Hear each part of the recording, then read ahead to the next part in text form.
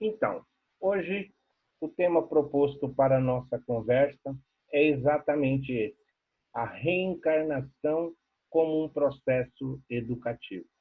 O que diferencia essa doutrina consoladora e confortadora que nós abraçamos é exatamente a reencarnação.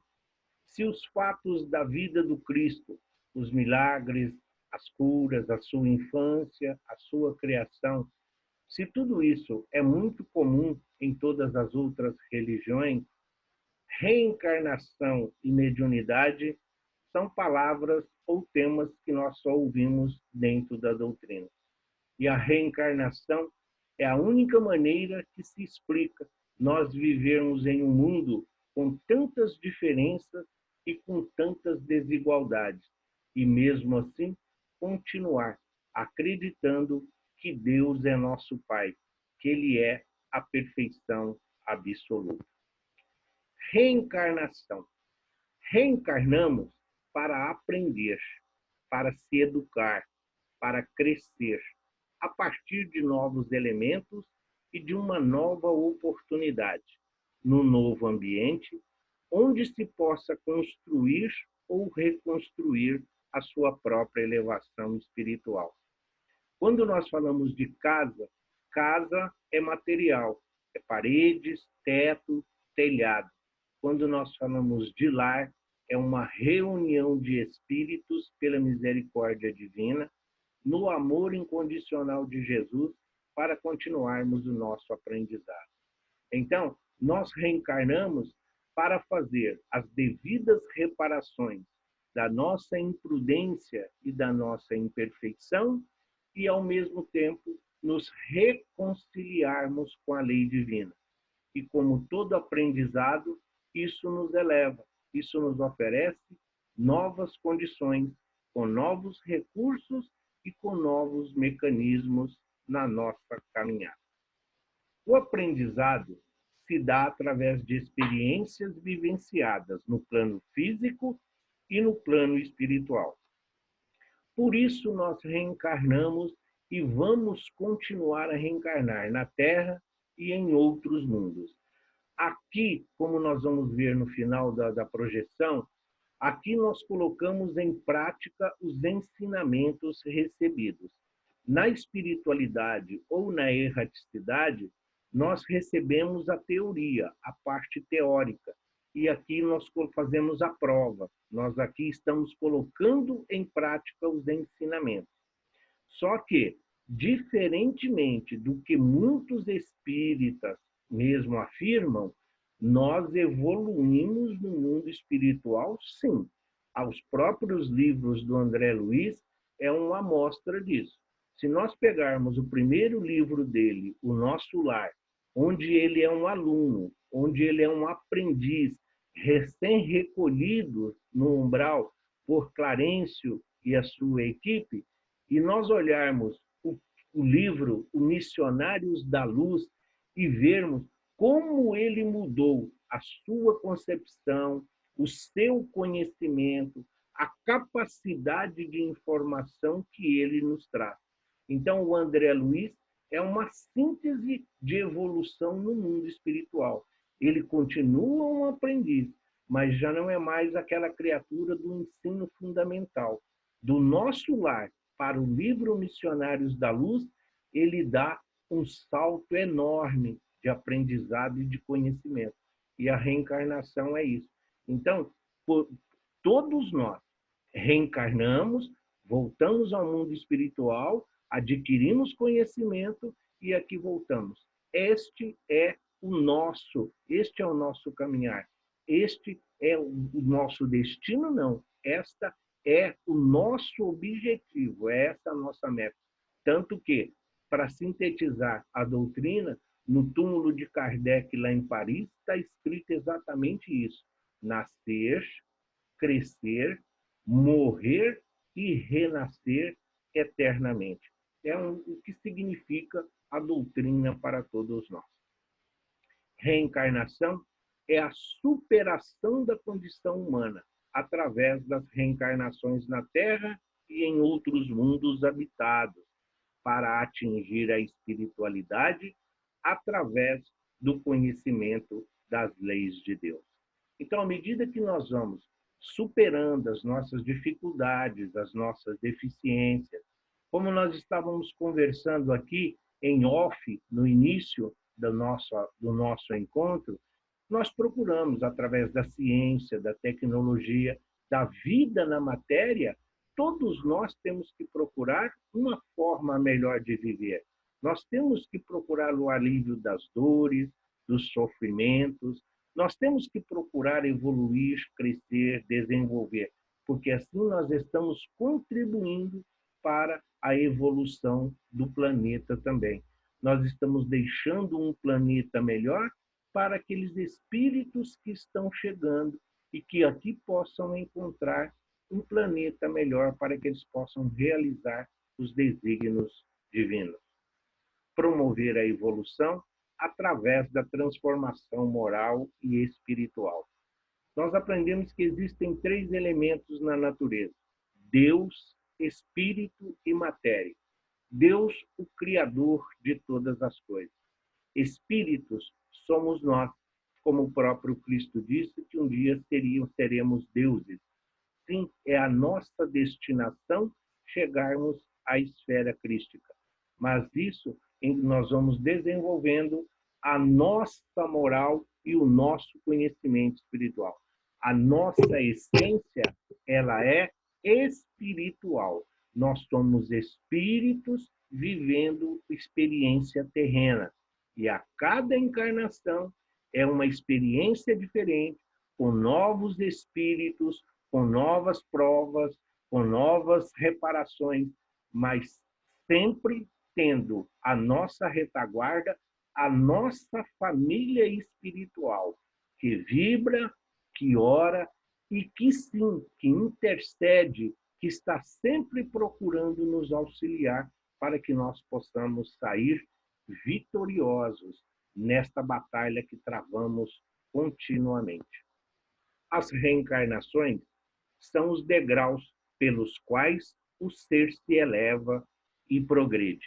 A ilustração escolhida, que é essa que aqui está, é o crescimento contínuo, não é degrau, é uma rampa contínua. A evolução não dá salto. Nós hoje caminhamos a passos lentos, como se fosse uma tartaruga, como se fôssemos um caracol, mas temos que caminhar sempre, não podemos ficar estacionários. E as reencarnações são oportunidades de aparar arestas e de corrigir imperfeições da nossa caminhada. A justiça da reencarnação, ela se processa com o sentido de formar e educar o espírito, nunca para punir. Deus não castiga, Deus não pune, mas também Deus não recompensa, Deus não premia. Nas leis morais, a lei de justiça, de fraternidade, de caridade, exatamente está aqui. Então, todas as vezes em que nós reencarnamos, é que nós temos algo a aprender. Nós temos algo que ainda nós necessitamos buscar o conhecimento e processar estas coisas. Se um dia nós lesamos alguém, se um dia nós prejudicamos alguém, se um dia nós fomos imprudentes ou negligentes em relação à lei divina, que ela é imutável e é perfeita, então, na reencarnação, nós temos a oportunidade de nos corrigir, não incorrendo no novo erro. Então, quando nós olhamos a reencarnação no sentido de educar, no sentido de nos ensinar, de nos oferecer a oportunidade de aprimorarmos, de sermos criaturas melhores, então nós entendemos que não é uma punição, que não é um castigo, mas sim uma tarefa que nós precisamos cumprir. E o processo da reencarnação, ele é automático, ele é uma lei da natureza, sempre educativo, não punitivo. Por que ele fala que é uma lei da natureza? Porque é uma lei divina. O próprio reino vegetal se renova, o próprio reino animal se renova, seja através da preservação da espécie, seja simplesmente aí pela sua manutenção, mas sempre nós vamos ter renovação. Vai sempre haver um recomeço. Teve aí, nós passamos um período terrível, agora há pouco, né, aqui de queimadas, de situações em que alguns estados dessa pátria do Evangelho vivenciou, mas com as chuvas, tudo isso se renova. Se nós olharmos, é sempre uma oportunidade de chamar a nossa atenção e ver onde nós podemos contribuir. Isso faz parte da nossa reencarnação. Num outro processo, na nossa vida pretérita, quantos de nós, de repente, até mesmo para nos proteger, para aumentar o campo da nossa visão, nós não colocávamos fogo nos matos ou nas matas. Assim, nós tínhamos uma visão ampliada, melhor para proteger a nossa família, a nossa descendência dos animais e até mesmo das intempéries que caminhavam conosco. Então, esse processo de reencarnação, ele é contínuo. A reencarnação é o mecanismo usado no processo da evolução da humanidade. Nenhum ser humano estará isento do processo de educação. Então, quando nós falamos do Cristo, que é o mais perfeito dos espíritos que já viveu aqui entre nós, que Jesus é a manifestação divina do amor vivendo aqui entre nós. Ou, como diz, então, os ensinamentos do Evangelho.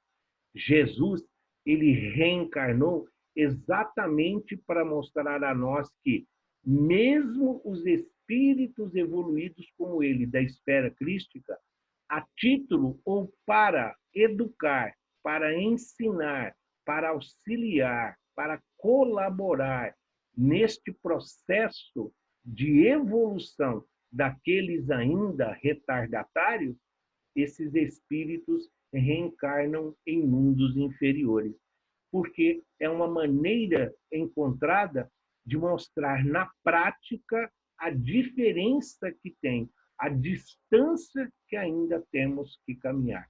Mas todos nós, todos os seres, mesmo Cristo, reencarnou. Jesus reencarnou, Jesus viveu num planeta de provas e expiações? É a pergunta que muita gente faz. Sim, Jesus viveu no mundo de provas e expiações, mas não a Terra.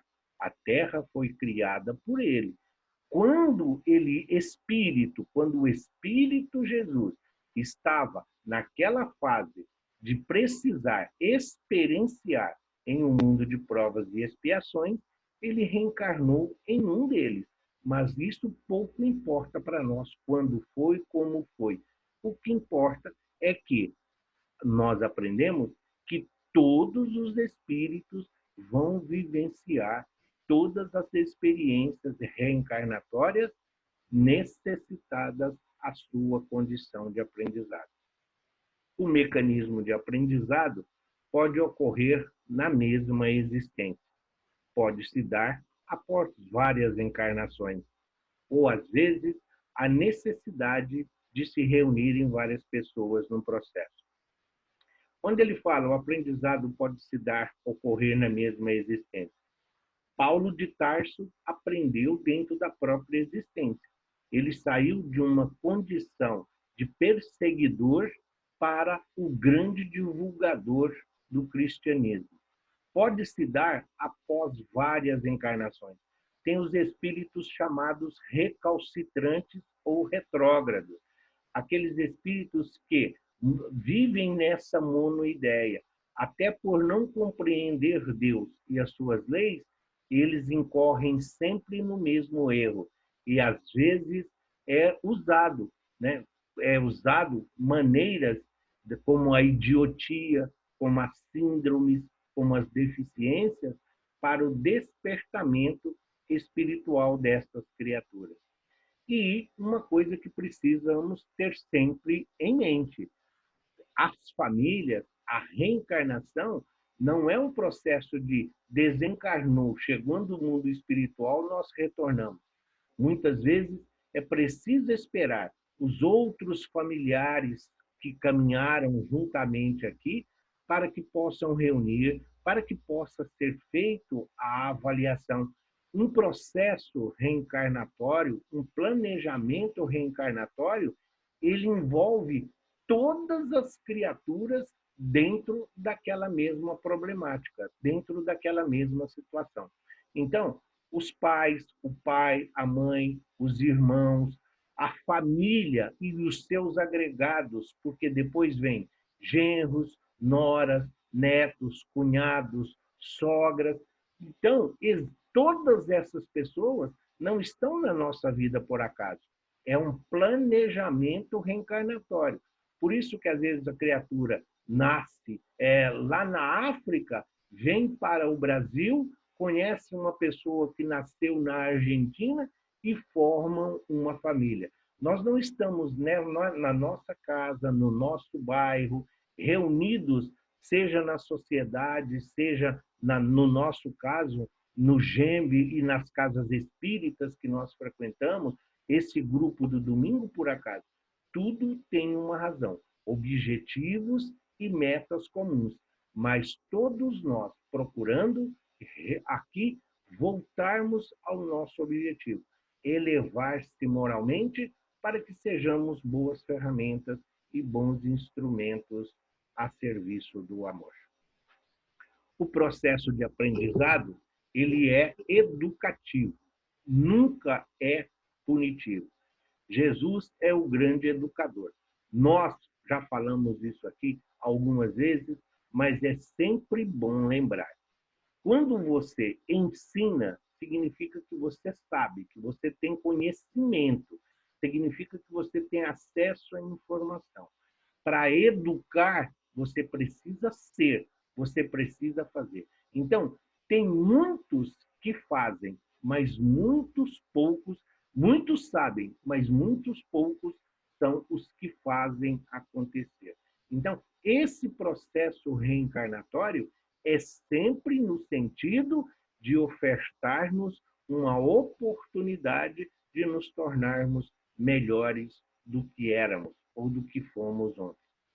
Precisamos nos desligar das ideias punitivas, observando que o aprendizado é dinâmico e não está envolvido uma mesma exposição de experiências. Então, aquele negócio de castigo, por que tudo acontece comigo? Por que sou eu? Por que eu carrego a minha família nas costas? Por que para mim tudo dá errado? Não, nós precisamos sair dessa ideia de que Deus é aquele pai, ainda à moda antiga, que batia de cinto, de chinelo, com fio que a gente vê. Hoje, se nós somos capazes hoje de educar nossos filhos com palavras, com atos, com exemplos, e nós somos imperfeitos, imagina Deus que é a perfeição absoluta. Então, nós temos sempre o que aprender, mas precisamos tirar essa ideia de que Deus está nos castigando, de que nós estamos aqui, na nossa reencarnação, para sofrer. Não. Hoje, nós colhemos os frutos do que nós plantamos ontem. Mas, ao mesmo tempo em que nós estamos nessa colheita da semeadura pretérita, nós hoje estamos semeando. E qual é a semente que nós estamos semeando? É melhor saber, é melhor conhecer, porque nós vamos ter que colher amanhã.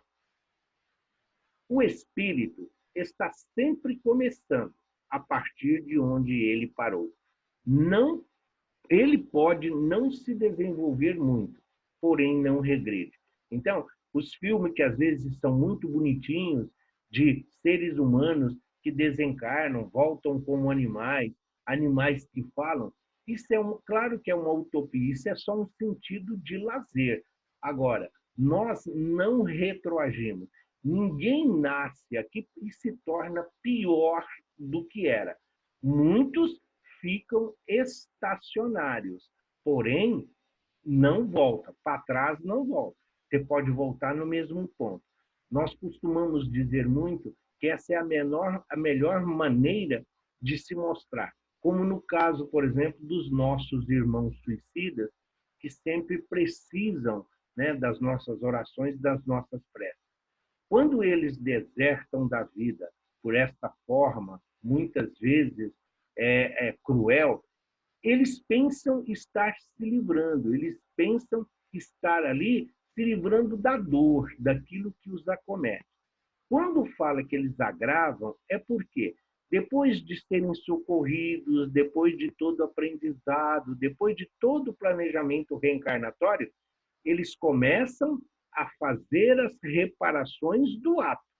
Depois de, às vezes, 1, 2, 4, 5, às vezes mais encarnações, eles estão nesse processo de reparação do ato que eles cometeram, com eles, com os familiares, com os amigos, tudo isso precisa ser reparado.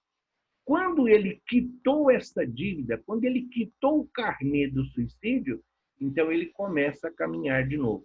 E aí ele vai começar lá de onde ele parou quando ele cometeu o suicídio. Então, é essa situação. Não é que ele perdeu tempo, é que ele ficou estacionário. Ao invés dele caminhar durante 6 encarnações, ele teve que reparar uma falta. É esse o sentido, mas não que ele regrediu. Ele simplesmente não avançou nesse período. O processo de aprendizado, ele vem através do esquecimento. As leis de Deus nem sempre utilizam o mesmo modo que o ser humano atuou no passado para educá-lo no presente. Essa frase é muito importante. As leis de Deus nem sempre utilizam o mesmo modo que o ser humano atuou no passado para educá-lo no presente.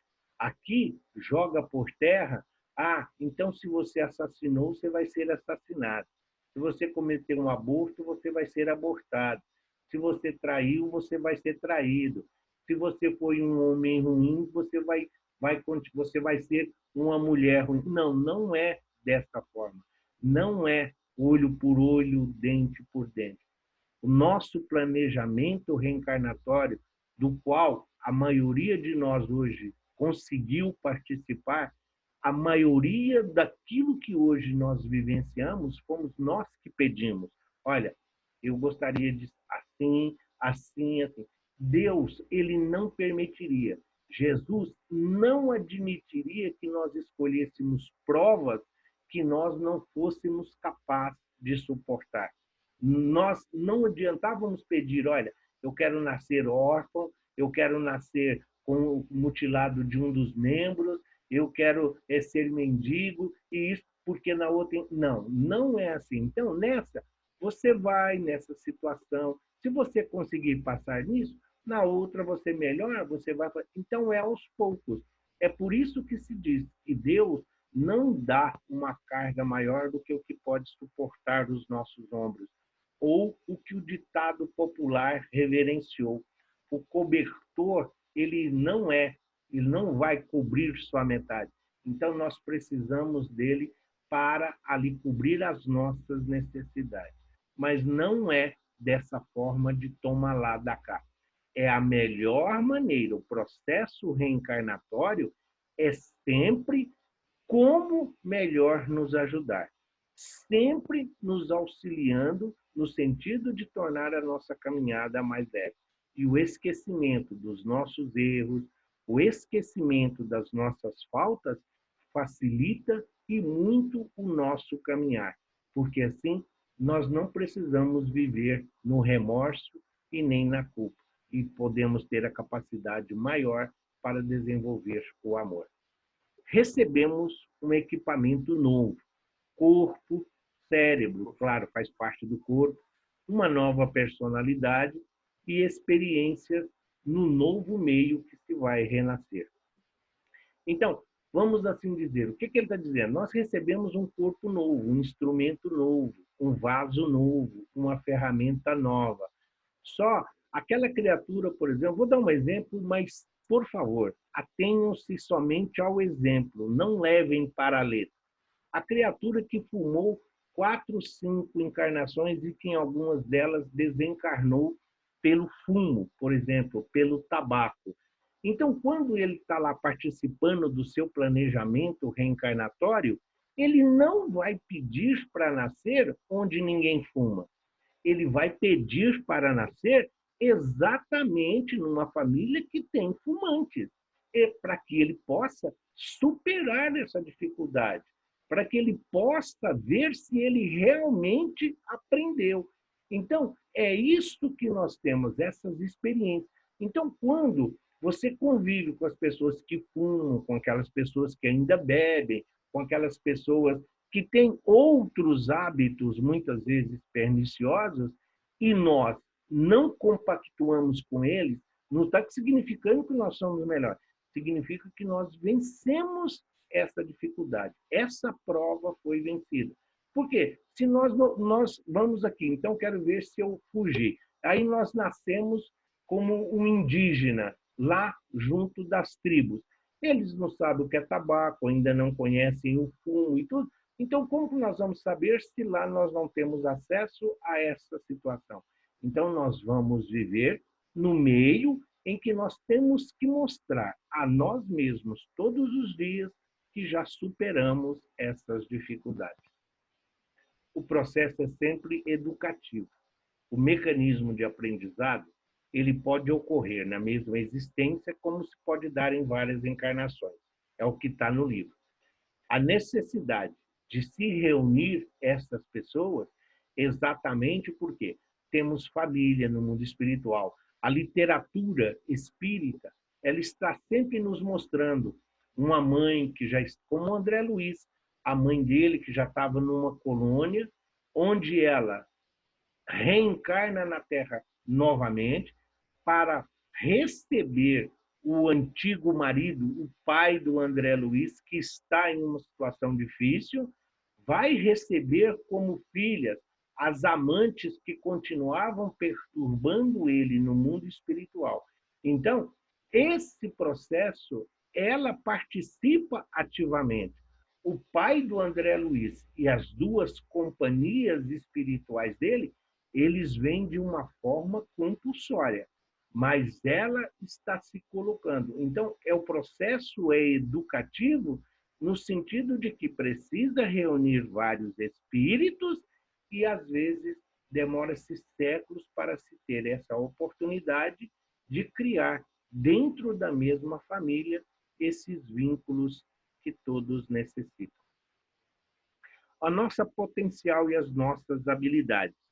Muitos de nós, às vezes, falamos assim, nossa, mas tem uma criança que toca música clássica, igual tem agora uma brasileira, né? Tem uma menina brasileira aí que com 9 anos foi admitida na escola onde os QIs são mais altos nos Estados Unidos. Nossa, como se explica que se Deus não privilegia ninguém, como que temos essas criaturas aí que destoam dos demais?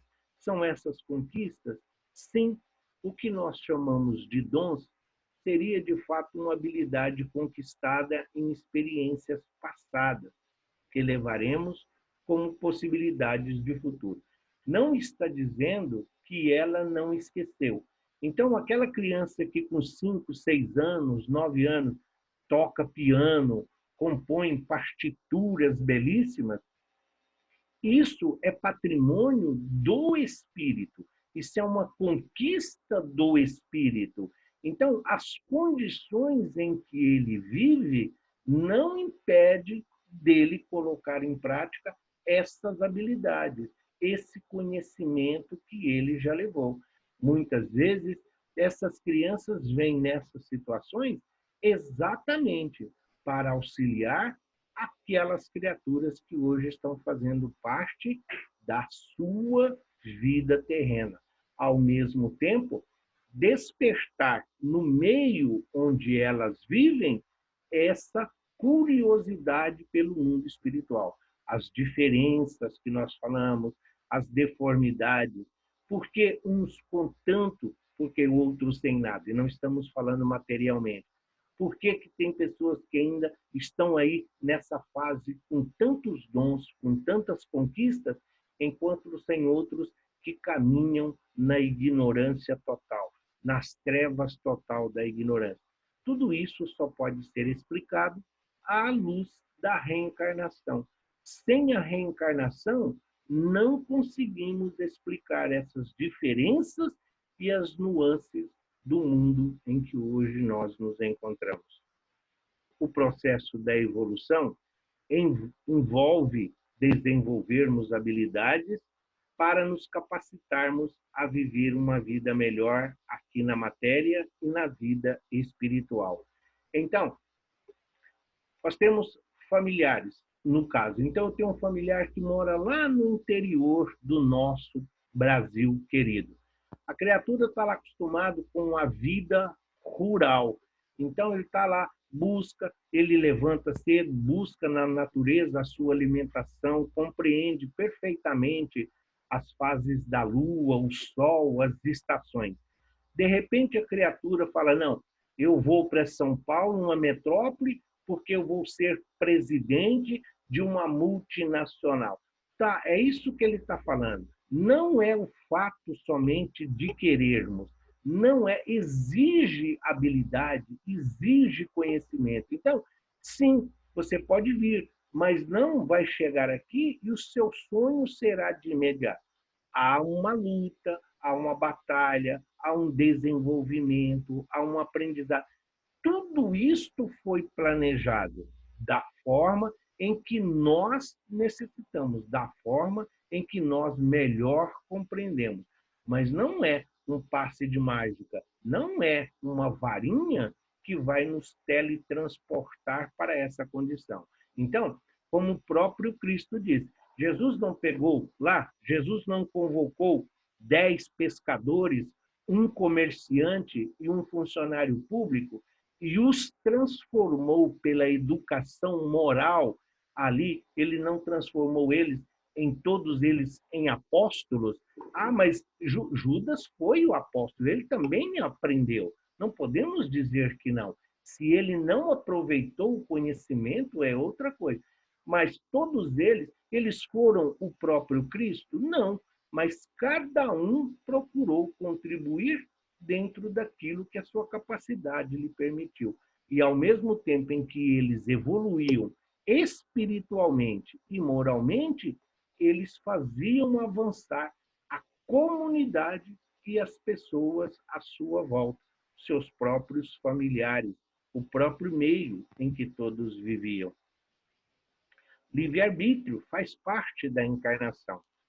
Eu te dou o livre-arbítrio, Adão. Aqui nós estamos nos referindo à Gênese católica. Eu te dou o livre-arbítrio e eu te dou essa maçã. Você sabe o que é o livre-arbítrio, Adão? Não. Então, se ele não sabe, como poderia ser condenado, se ninguém sabe? Nós temos sim, nós sabemos o que é certo e o que é errado. Nós sabemos o que faz o bem e o que faz o mal. Então, nós somos responsáveis por nós. Podemos fazer tudo o que quisermos? Podemos, mas somos responsáveis pelos acontecimentos. Quando fala de livre-arbítrio, o Livro dos Espíritos próprio vai dizer que os espíritos influenciam a nossa vida muito mais do que nós, às vezes, percebemos. Sim, mas o livre-arbítrio é a nossa escolha. Quando se refere a Adão, não está se referindo, aqui é só uma brincadeira. Quando está dizendo, se nós colocarmos a chave de um automóvel na mão de uma criança, falar para ela, olha, isso aqui é um automóvel, isso aqui é a chave. Então, se você colocar a chave na ignição, o carro vai funcionar. Ele vai entender, vai balançar a cabeça. Aí você pergunta para ele, agora, você sabe dirigir? Não adianta, ele vai falar que não. Então, é preciso cada coisa ao seu tempo, cada coisa à sua ocasião, respeitando sempre o momento em que a criatura se encontra. O livre-arbítrio é uma conquista evolutiva. aprendendo que mais do que se fazer o que se quer, consiste em fazer o que se deve. Paulo de Tarso. Tudo me é permitido, mas nem tudo é lícito. Então, livre-arbítrio é quando a gente fala assim, a vida é minha, eu faço dela o que eu quero. Não, isso não é livre-arbítrio. Isso é arrogância, isso é intolerância, isso é egoísmo. A vida é minha, porém, eu preciso ver se as minhas atitudes não vão ferir, não vão magoar a ninguém. Eu não sou simplesmente uma ilha, eu sou um ser gregário, eu sou um ser sectário. Eu preciso viver em comunidade, eu preciso viver junto a outras pessoas. E as minhas atitudes refletem no que pode acontecer a eles. Então, livre-arbítrio é, depois da nossa vida, depois da nossa imortalidade, a nossa maior conquista. Então, nós temos essa capacidade de escolher, mas está ligado ao nosso planejamento reencarnatório. É de acordo com o nosso conhecimento, é de acordo com os nossos objetivos e é de acordo com a nossa destinação, para que assim nós possamos tomar as atitudes corretas. No estágio do instinto, seu uso é limitado, pois age movido pelos impulsos primitivos. Quando nós estávamos, os animais, se eles não se aproximam do fogo, porque sabem que queimam. Mas isso não é porque ele tem uma inteligência, se ele pôr lá no fogo, ele vai queimar. É o instinto de preservação. E o instinto caminha lado a lado com a inteligência. O ser racional que nós somos, a inteligência não nos abdica de usar o instinto. Então, se vocês estão andando na rua e você vê que vem um carro desgovernado em sua direção, o instinto automaticamente faz com que você se desvie dessa situação. Agora, o raciocínio, o livre-arbítrio, é quando você decide. Não, Deus vai me proteger. Eu sou filho de Deus, então eu vou ficar aqui e ele não vai me atingir. Então você escolheu. Então o livre-arbítrio, ele tem essas situações em que as criaturas muitas vezes colocam Deus como se fosse uma babá, como se fosse o nosso serviçal. Não, Jesus, ele caminha conosco lado a lado, mas em momento algum ele vai fazer aquilo que é da nossa competência. À medida que o ser se desenvolve, transpõe as fronteiras do instinto e a caminho da razão, capacitando-se a usar o livre-arbítrio de forma mais ampla.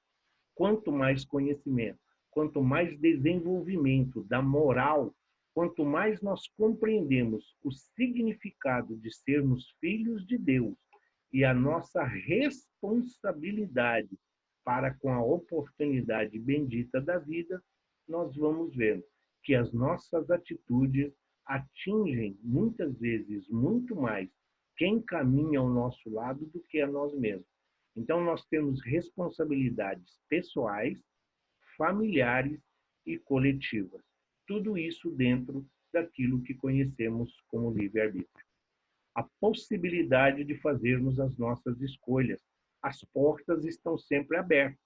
Só que o livre-arbítrio, ele nos mostra que se existe uma porta, seja ela estreita, seja ela a porta larga da perdição, ambas só abrem pelo lado de dentro. Não tem maçaneta do lado de fora. Nós vamos modificar, nós vamos nos transformar do interior para o exterior. Então, tem algumas colocações, alguns pesquisadores, se vocês olharem no Google, eles vão até dizer assim, que o Evangelho de Jesus é a porta, mas a doutrina espírita é a chave. Por quê? Porque ela nos ensina não só que a chave é para abrir a porta, mas principalmente seguindo a orientação do Cristo. Bater e abrir-vos-á. É preciso saber onde estamos batendo, para que o que nós encontrarmos do outro lado da porta, nós saibamos fazer o uso correto. A escolha da reencarnação pode ser inconsciente ou consciente. Inconsciente, quando o espírito colhe, sem prévia concordância ou conhecimento. É escolhe, tá? Não é colhe. Quando nós participamos ali, esse inconsciente, então são as chamadas reencarnações compulsórias. O espírito vem sem ele, não é que ele quer, não foi que ele escolheu. Os benfeitores espirituais decidiram o que era melhor para ele. Ele, por estar dentro daquela monoideia, por ainda não ter um conhecimento do mundo espiritual, da sua destinação, do que significa compromissos, então essa criatura, ele vem inconscientemente, mas nunca sem apoio, nunca sem ajuda e sem o amparo. E tem a escolha consciente, que é a grande maioria de nós espíritas hoje. Não que sejamos melhores do que os outros. Os espíritas são conscientes porque já têm a verdade que liberta, já sabe o que é certo e errado, já sabe da lei de causa e efeito, ação e reação, já sabe que a existência nossa aqui é temporária, é só um processo transitório. Então, nós escolhemos, nós fazemos as nossas escolhas para esse período, para esse tempo. Então, nós participamos de grande parte de tudo isso que nós estamos vivenciando. Os outros desdobramentos são os benfeitores espirituais, são os engenheiros siderais, o Cristo ali que vai autorizar. Essa é uma petição que vai sempre ser encaminhada à instância superior. E precisa haver um acordamento, é preciso haver uma autorização para ver se nós estamos aptos a cumprir aquilo que todos nós estamos, então, dispostos a ver. Essa é a diferença de inconsciente ou não. Não é que a criatura vai reencarnar aqui, como alguns dizem, eu não pedi para nascer nessa família, eu não pedi para nascer, eu não pedi para reencarnar. Não, pediu não, implorou, mas muitas vezes, esses inconscientes são as pessoas que vivem na total alienação em relação ao mundo espiritual.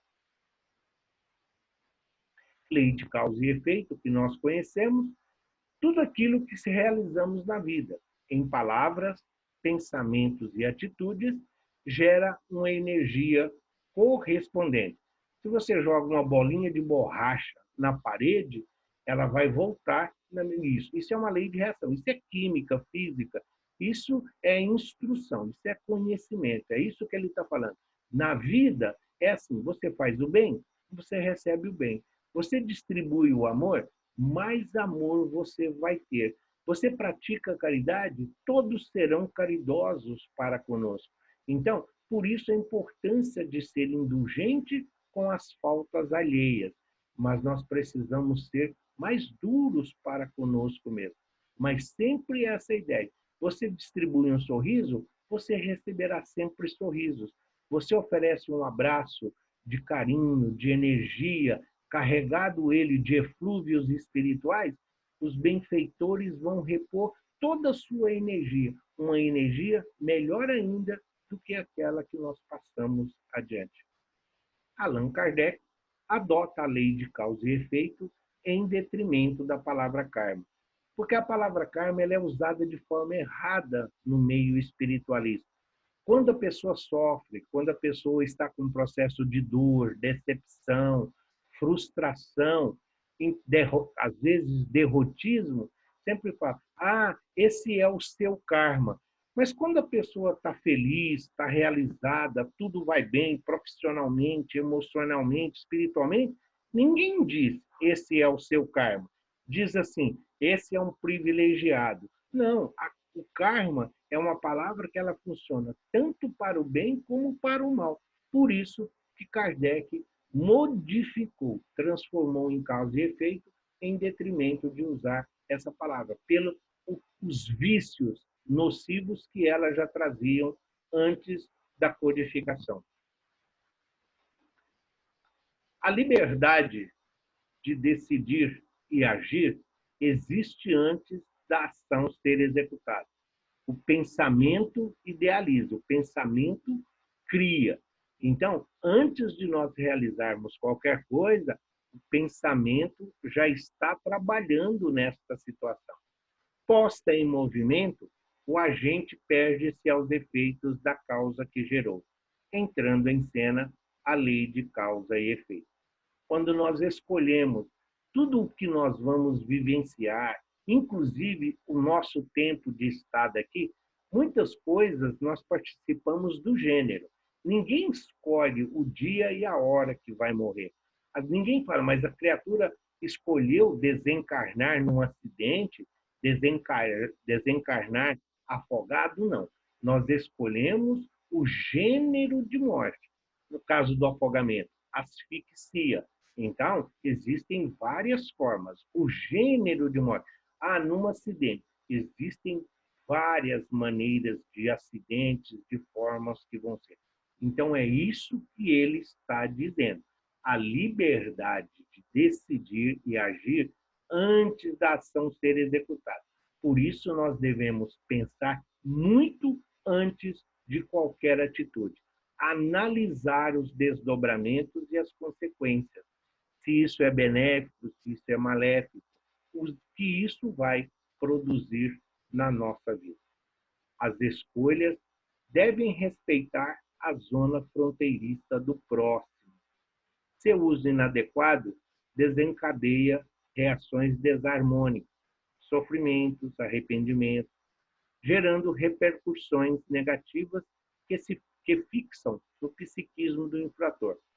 Lá atrás, quando nós citamos os nossos irmãos suicidas, então o suicida, mesmo quando ele é socorrido ali no mundo espiritual, a partir do momento que ele vai tendo conhecimento, o que ele causou às criaturas que ficaram, seja o pai, a mãe, irmãos, esposas, filhos, as consequências dele não ser aí um provedor ou uma provedora, de não ser aquela mãe responsável pela educação, pela condução da vida espiritual dessas criaturas.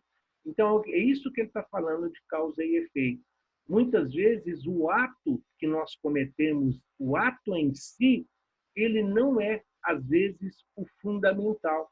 Os desdobramentos das pessoas que estão à nossa volta, dos espíritos que caminham conosco, vão influenciar diretamente no planejamento reencarnatório da nossa próxima vinda a este planeta bendito.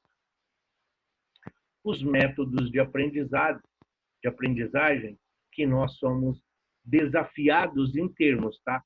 Deus não precisa desafiar ninguém. Deus não precisa pedir provas a nada. Mas a forma como nós vamos ser avaliados, isso sim, somos nós que escolhemos. Por isso, essa grande discussão. O que são provas? Prova é sinônimo de aprendizado. Nós escolhemos. São os desafios, são aquilo que nós vamos ter que superar. O Emmanuel diz que as provas sempre existirão, mesmo para os espíritos superiores. São desafios evolutivos. Qual seria o desafio do Cristo? Idealizar este mundo aqui, ofertar as condições, colocar aqui os espíritos e ele gerir isso dentro aí das leis divinas, sempre com a misericórdia divina como nosso guia, como nosso alimento. Então, todos os espíritos, mesmo esses que estão nessa condição, para eles é uma maneira de evoluir, é uma maneira de aprender. Se nós pensarmos que o Cristo está da mesma forma que ele, quando ele recebeu este planeta, isto é rebaixar Deus e Jesus a uma condição inferior. Então, nós não vimos lá no primeiro slide que nós evoluímos no mundo espiritual? Então, assim como nós evoluímos, como o planeta evolui, todos os espíritos, inclusive o Cristo, evolui. A cada nova existência é uma prova para o espírito. Aqui somos nós, imperfeitos. Aqui somos nós, que ainda estamos caminhando dentro dessa condição neste planeta. Então, cada vez que aqui retornamos, é uma prova para todos nós. Em cada uma delas, nós vamos vencendo dificuldades diferentes. Prova não significa necessariamente sofrimento, mas sim aquisição de novos conhecimentos. As criaturas que estão se preparando aí para o vestibular, não é para sofrer. Entendeu? Se a criatura estudou, se a criatura prestou atenção no que ela estudou dos livros, nas salas de aula, seja online ou presencial, se ela levou a sério aquelas horas, aqueles minutos dedicados à busca do conhecimento, ela vai se sair bem. Então, a mesma coisa serve no nosso planejamento reencarnatório. Se nós aprendemos a lição no mundo espiritual, se nós nos preparamos através do conhecimento, então nós vamos chegar aqui e vamos superar, sem murmúrio, sem blasfêmia e principalmente sem ficar aí reclamando. As provações podem ser difíceis, mas por seu intermédio, o espírito é colocado em situações que o afasta do estado de inércia em que ele permanece, proporcionando-lhe oportunidades para que ele possa trabalhar a melhoria das suas atuais condições de vida. Por mais difícil que seja a prova perante aos nossos olhos, não vão faltar-nos instrumentos. O que nós precisamos entender é, se nós vamos pescar, então nós temos que levar o caniço, o molinete, as coisas ali. Ninguém vai no mercado e vai levar aquilo que você vai usar ali na pescaria. Se você tem uma situação de desconforto para o seu corpo físico, seu corpo material, você vai procurar um hospital, você vai procurar um médico. Você não vai procurar no supermercado ou na loja de materiais de construção. Então, nós precisamos aprender onde buscar a solução. Isto sim requer de nós. Então, é isso que é prova. Porque se nós estivermos com dor de cabeça e entrarmos numa loja de material de construção procurando a solução, nós não vamos encontrar. Nós estamos batendo na porta errada. Onde está o conhecimento do batei e abrir-vos-á, pedis e obtereis, faça a tua parte que eu te ajudarei. Mas nós não estamos no lugar errado. Então, muitas vezes, por isso, a nossa necessidade de sermos seres gregários.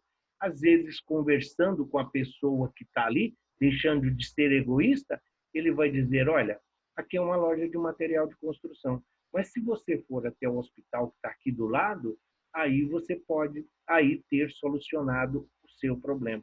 É o diálogo, é a importância de nós conhecermos aos nossos irmãos, é a importância de nós compreendermos que amar ao próximo como a si mesmo é também sentir as suas necessidades. E o que são expiações? Expiação, contudo, representa uma contenção temporária da liberdade individual, necessária à reeducação do espírito, que melhor, utilizando o livre-arbítrio, reajusta-se às determinações da lei divina. Se nas provas nós pedimos, a expiação é imposta. Olha, você plantou couve e você foi na plantação de tomate do outro e colheu. Então agora você vai lá, vai plantar couve, vai plantar tomate e vai reparar aquilo que você subtraiu do outro. Então aí não é castigo, não é pena, não. É uma expiação. Você precisa vir, você tem condições, só que você vai fazer uso. O seu arbítrio aqui, ele está sendo cerceado? Não. Você vai. É um dever, é uma obrigação. Sim, é uma imposição do ponto de vista de aprendizado. Então, as limitações são necessárias, é o que ele está falando. Então, você cerceia a liberdade. Você diminui o livre-arbítrio dessa criatura na expiação, para que ele possa aprender. O que não significa que ele não pode reverter essa situação. Nas expiações, o espírito vê-se colocado prisioneiro das ações cometidas pelo uso indevido do livre-arbítrio. Para que não se prejudique mais, renasce sob os processos de contenção, que, obviamente, produzem sofrimento, sobretudo se o ser espiritual ainda não consegue aprender o valor da dor como instrumento de educação e cura espirituais.